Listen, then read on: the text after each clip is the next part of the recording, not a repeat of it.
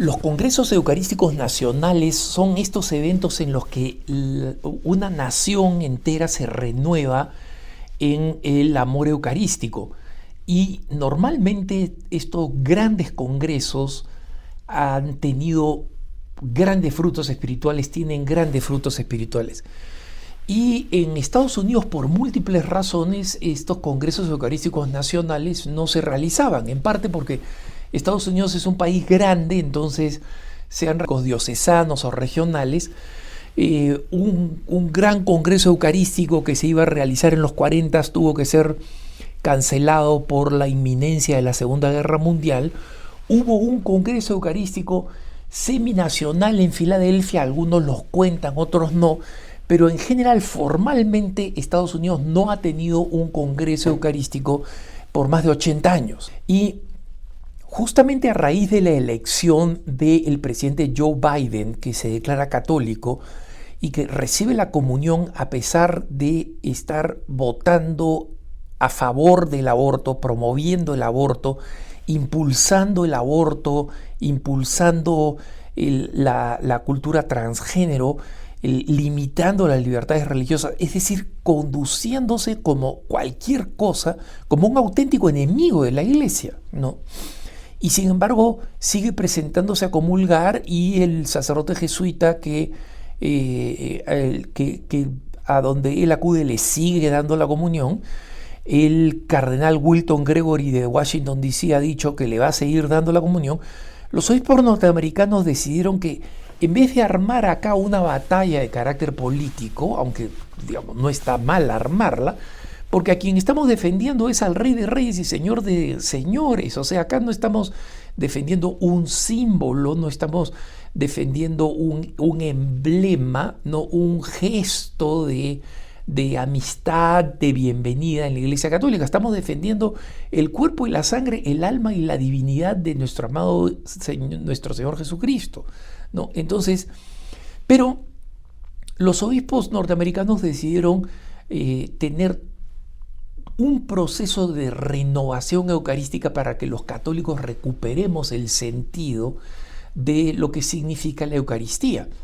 Y este año está siendo un año en el que a nivel de las diócesis se está promoviendo mucho material para que las diócesis, a través de las parroquias y a través de algunos movimientos que son muy importantes en Estados Unidos, que son pocos, ¿no? Porque la vida parroquial en Estados Unidos es muy intensa. Pero entre los hispanos, por ejemplo, tenemos el movimiento de la renovación carismática, que es muy importante, y tenemos el movimiento de cursillo también en otros movimientos más, para que en todos ellos nosotros tengamos una renovación en el sentido eucarístico. Y eso significa una renovación de conciencia, es decir, recordar lo que significa la Eucaristía y el estado en el que debemos recibir la Eucaristía y la necesidad de que recibamos la Eucaristía. Es decir, no basta con saber que no podemos estar en pecado y que si estamos en pecado no podemos recibir la Eucaristía, sino que tenemos que redimirnos de ese pecado a través del sacramento de la confesión para recibir la Eucaristía. Porque no basta con decir, sí, yo sé que estoy en pecado y me siento en la banca al momento de comulgar y no comulgo. Y eso está bien, porque es mejor que, como dice San Pablo, ir y comer la propia condenación, que es la consecuencia de comer indignamente la Eucaristía. Pero la Eucaristía es el pan que se nos ha dado del cielo, es el gesto último de la misericordia del Señor. Entonces, un católico, en el peor de los casos, debería estar muerto de hambre por recibir la Sagrada Eucaristía, pues es el alimento del alma. Y si nosotros nos preocupamos por nuestro cuerpo y comemos, ¿no?, y tomamos nuestros alimentos, ¿cuánto más recibir la Eucaristía? Y después de esta fase diocesana, en el verano de acá del hemisferio norte, en el mes de julio, se va a realizar un gran congreso eucarístico nacional, después de tantísimas décadas, en la ciudad de Indianápolis, en el estado de Indiana, de los Estados Unidos. Pero yo quería hacerles saber a mis hermanos hispanos que sería fascinante que nosotros como hispanos nos fuéramos juntando en los grupos que van a participar en una peregrinación desde 4 puntos distintos de Estados Unidos, que va a ser una peregrinación sin precedentes, ¿no? Siguiendo al Santísimo. Y claro, no se está esperando que la gente camine toda esta cantidad de kilómetros que tienen cada una de estas rutas, pero que los grupos de fieles, en la medida que se van pasando por distintas diócesis, vayamos avanzando y sumándonos a estas distintas rutas de peregrinación. Entonces, las rutas de peregrinación son 4.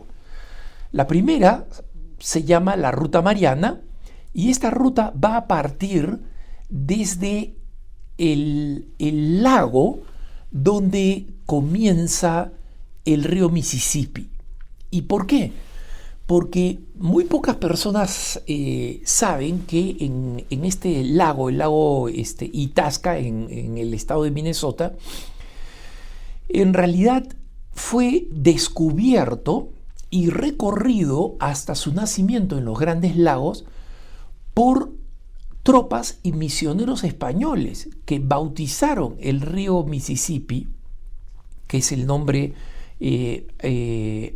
original ancestral, con el nombre del río de la Inmaculada Concepción. Y acá, hermanos, estamos hablando del siglo XVI, ¿no? Cuando este grupo de primeros evangelizadores españoles, pero no encontraron población, y la población de España era muy pequeña para conquistar o dominar esta región, para poner los que se conocían como los presidios, es decir, los centros de soldados, y donde se pudieran establecer misiones. Entonces, aunque bautizaron originalmente este río con el nombre del río de la Inmaculada Concepción, imagínense, uno de los más largos del mundo, que todavía se llamara el río de la Inmaculada Concepción, estamos hablando más de 200 años antes de que se proclamara el dogma de la Inmaculada Concepción. Pero los católicos en España ya estaban convencidos de que la Santísima Virgen María había sido concebida sin pecado, ¿no?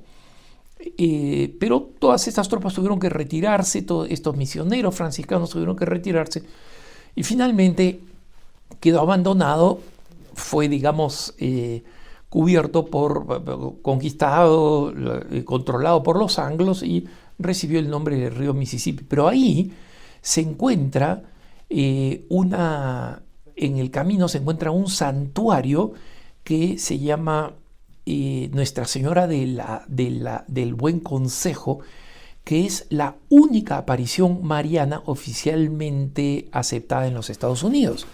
Y esta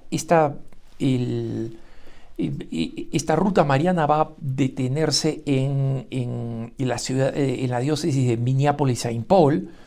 Se va a detener en este santuario que he mencionado, en la arquidiócesis de Milwaukee, en Wisconsin, en la arquidiócesis de Chicago, luego en la arquidiócesis de South Bend, Indiana, y de ahí todos los distintos que vayan en procesión van a llegar en esta procesión eucarística hasta Indianápolis, ¿no? La segunda procesión va a comenzar desde el este de los Estados Unidos, ¿no? Y se va a conocer como la Ruta Seton. ¿Por qué? Porque va a ser en honor de Santa Isabel Ann Seton, Santa Elizabeth Ann Seton, que fue la primera santa nacida en Estados Unidos canonizada por la Iglesia Católica, ¿no? Esta peregrinación va a cubrir buena parte del norte de la costa este de los Estados Unidos, y va a comenzar en New Haven, Connecticut, la sede donde fue fundada por el beato Michael McKeveney, los Caballeros de Colón. Y esta ruta va a cruzar los montes Apalaches, unos montes muy hermosos, y va a pasar por la arquidiócesis de Nueva York, la arquidiócesis de Filadelfia, la de Baltimore, la arquidiócesis de Washington, D.C. en la capital, luego la diócesis de Steubenville, la arquidiócesis de Cincinnati, y de ahí también, como todas las demás, a Indianápolis, ¿no? Otra muy impresionante, muy bella, donde yo espero ver una cantidad importante de nuestros hermanos hispanos, es la ruta que se llama la ruta Juan Diego, de más decir a nombre de quién está, de San Juan Diego de Guadalupe, ¿no? Y esta ruta va a comenzar en Brownsville, Texas, o sea, en la frontera, y va a recorrer el Golfo de México, honrando a la Santísima Virgen de Guadalupe, Santísima Virgen de Guadalupe, que es la patrona oficial de este movimiento de reavivación eucarística. Y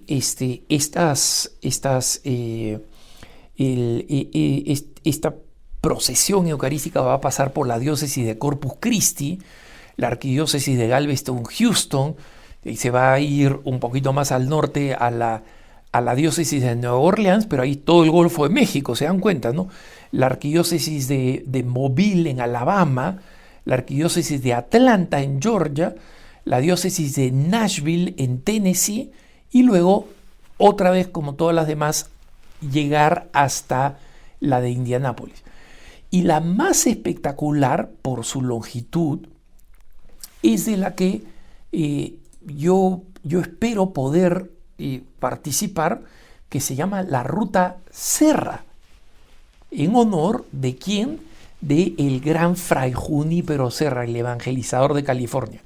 Y va a ser de lejos la más larga, porque va a cubrir 2.200 kilómetros, y en honor del apóstol de California, San Junípero Serra, canonizado por el Papa Francisco, va a comenzar desde la arquidiócesis de San Francisco, una de las grandes misiones fundadas por Fray Junípero Serra, y va a atravesar a pie las montañas rocosas, o sea, el punto más alto que se encuentra en los Estados Unidos, y va a cubrir 2.200 millas, ¿no? Eso significa que va a cubrir más de 3.500 kilómetros.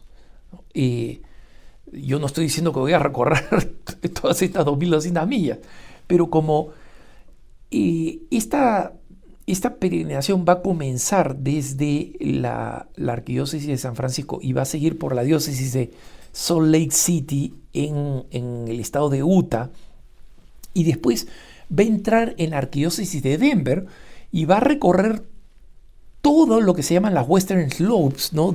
O sea, va a subir las rocosas y va a bajar, y toda esa parte de ascenso y descenso de las montañas rocosas están todas dentro de la arquidiócesis de Denver, ¿no?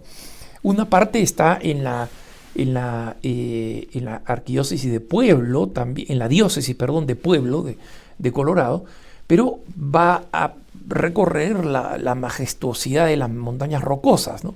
Pues va a seguir por la arquidiócesis de Omaha, en Nebraska, la arquidiócesis de Kansas City, luego la arquidiócesis de Kansas City St. Joseph, la arquidiócesis de St. Louis, Missouri, una de las antiguas y tradicionales, fundada por los franceses, y finalmente va a llegar a Indianápolis. Es decir, va a ser un evento sin precedentes, donde yo espero que mis hermanos hispanos en los Estados Unidos, y aquellos que no están en Estados Unidos pero son aventureros y pueden viajar y les encanta hacer trekking o caminar, este va a ser un evento impresionante, muy bien organizado, con la presencia del Santísimo Sacramento, con vehículos de asistencia. Es decir, que va a ser una caminata espectacular, que no sé si a los organizadores les interesará, pero creo que va a ser la caminata eucarística más grande de la historia, que debería entrar en los récords de Guinness. Espero verlos allí, hermanos, comenzando en mayo del 2024 del próximo año, y quienes quieren saber más información pueden ir a la página que por ahora está en inglés, ¿no? Que se llama eucharisticcongress.org, ¿no? eucharisticcongress.org. Allí está toda la información de cómo inscribirse, cómo participar, cuáles son las rutas.